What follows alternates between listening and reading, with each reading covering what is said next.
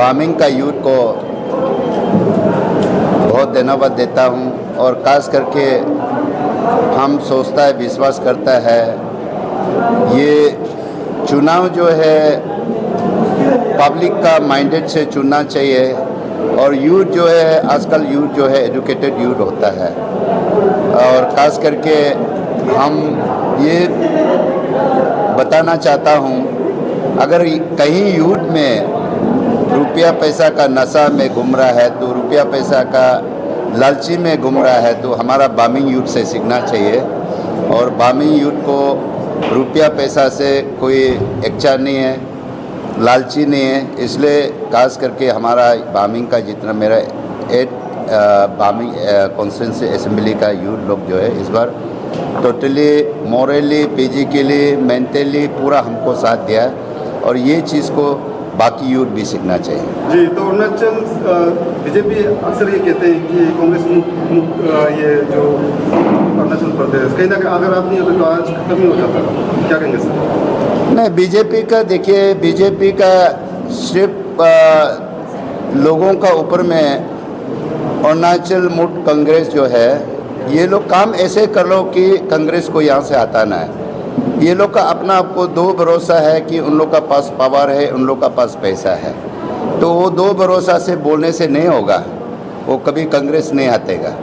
तो इसलिए और ख़ास करके आज तो कांग्रेस में हम अकेला है और आउट ऑफ 60 में कम से कम 14 विधेयक ऐसे आया है कि बिना बीजेपी का है, तो वहाँ का पब्लिक सपोर्टर को भी मैं धन्यवाद देना चाहता हूँ। वही सर, जैसे कि आप देख पा रहे हैं कि सोशल मीडिया पर सारे टाइगर स्प्रे करके टाइगर पूरा नारा लगा रहे हैं और आप 5 साल का बाद फिर आप लीडर में आए हो, आप इस बार एज ए कांग्रेस का एमएलए तो आप इलेक्टेड होकर आए हो, आप स्टेट के लिए आप क्या नया विजन लेकर आए इस बार? मैंने पिछले बार जब चुनाव हारा था, मुझे किसी मीडिया ने पूछा है तो मैं तो अपना आप को कभी टाइगर नहीं बोलता, शेर नहीं मानता है, तो मैं लोगों के लिए, पब्लिक के लिए हमेशा अपना आप को बिल्ली जैसे समझता है।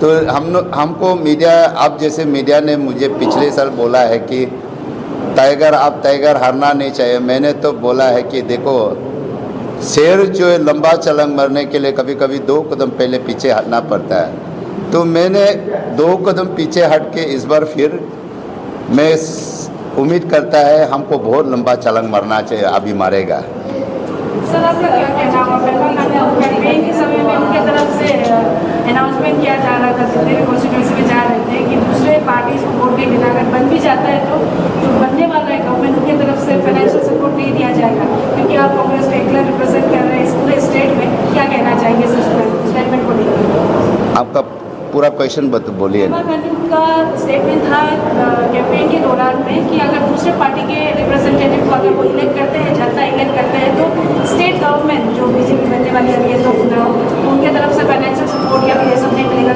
जो एमएलए इलेक्ट बने उससे ही चलना पड़ेगा। तो क्या कहना चाहिए इसको?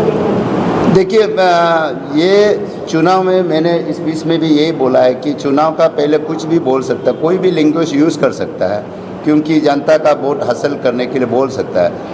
लेकिन मैं सोचता है पेमा खांडू एक एजुकेटेड लीडर है, यूथ लीडर है, वो अपना पुराना बात को, अगर उस बात को दिमाग में लेके काम करेगा तो वो कैसे टीम अरुणाचल बना के चल सकता है।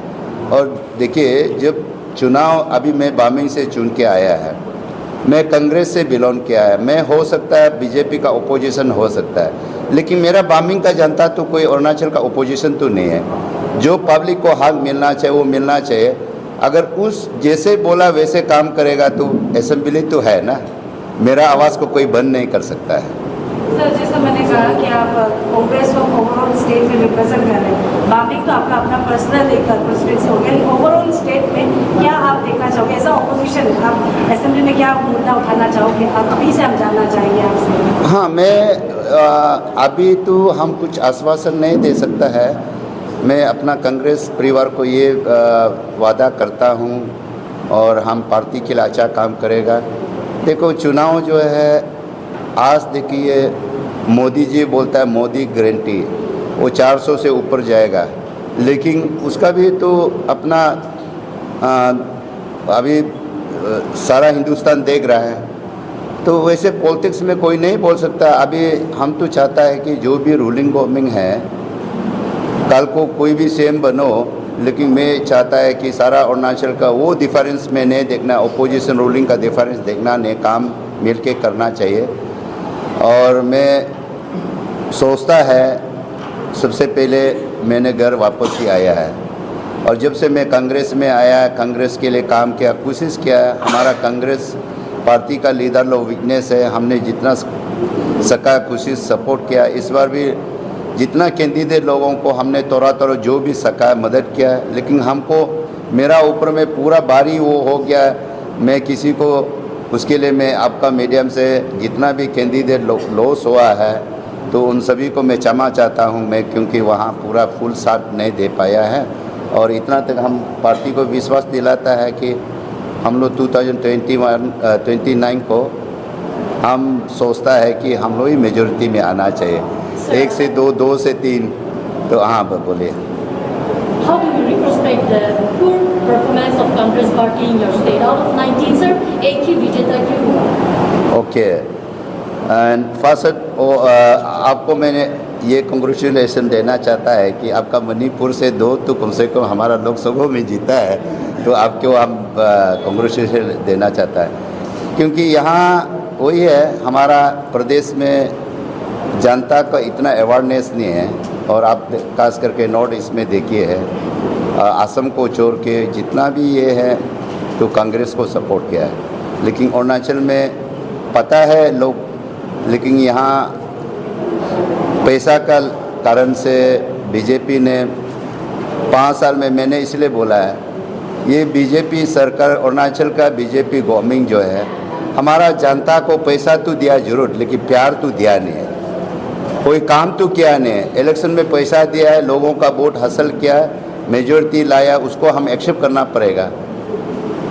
Sir, I have one more question. ये था कि जैसे आप हम से बात करते हैं रॉयल्टी का बात करते हैं, इस बार के इलेक्शन में भी हम लोग जो है रॉयल्टी टेस्ट हुआ जैसा हुआ है कांग्रेस के साथ, स्पेशली काफ़ी सारे सीनियर लीडर्स ने कांग्रेस पार्टी को बीजेपी यूनियन को दूर कर रहा है।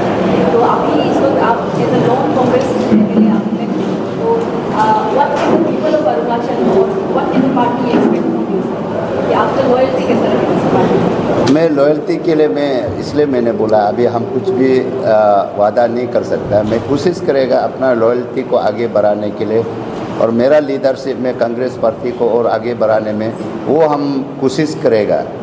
और अरुणाचल का लोग लॉयल्टी को जानना जरूरी है। जैसे आपका ये पब्लिक फ्रंट में मैं बोलना तो नहीं चाहता, फिर भी बोलना भी जरूरी होता है। हमारा वेस्टर्न ईस्टर्न पार्ट का जो लोकसभा कैंडिडेट घुसीराम सिरम काफ़ी जेंटलमैन है, लॉयल्टी है, एडुकेटेड है, तो गाँव सब का तो बारे में आपको सब पता है। तो हमारा लोग लॉयल्टी को देखता नहीं है, इसमें प्रॉब्लम है। हम लीडर लॉयल्टी होने से भी क्या होगा, पब्लिक ये उस लॉयल्टी को समझता नहीं है। Sir, I have one more question. How do you plan to revive the Congress party in your state? मैंने बार बार बोल रहा है, हम खुद कोशिश करेगा, अच्छा प्लान करेगा और कांग्रेस स्ट्रेटेजिक पॉइंट तो बताना चाहिए। हाँ, वो देखिए उसी बात को बार बार नहीं पूछने से भी मैं भी बार बार बोलना ठीक नहीं है। और हमारा कांग्रेस का बारे में देखिए, ये सबको पता है, हिंदुस्तान को आज़ादी लाया कांग्रेस, जितना बड़ा बड़ा इस्टेब्लिश किया है आपको सारा कांग्रेस है। इसलिए आज इस बार के इलेक्शन में देखिए, यूपी में कभी आप सोचा था? तो यूपी में क्यों इतना आया है? तो क्योंकि वहाँ का लोग जान गया ना। तो इसलिए ये सिर्फ कांग्रेस को हम आगे बढ़ाएगा वो बात नहीं, जनता आगे मिल के बढ़ाना चाहिए। सर, अब तो आपकी तरफ से कंट्रीब्यूशन रहेगा आने वाले 2029 के इलेक्शन में कि जैसे बीजेपी लोग कहते हैं कि कांग्रेस मुक्त भारत, तो उसी तरीके से कांग्रेस बीजेपी मुक्त भारत आप लोग बनाने की कोशिश करेंगे, इसमें से अगर बात करें अरुणाचल कॉन्टेक्स्ट में? नहीं, ऐसे ब्लेंड तो हम नहीं बोल पाएगा। तो अब 1-2 साल का बाद आप लोग देखिए कांग्रेस कितना आगे बढ़ता है और बीजेपी कितना पीछे जाता है, वो आप देख लीजिए। तो इसके लिए आज कुछ हम आश्वासन नहीं दे सकेगा। Thank you.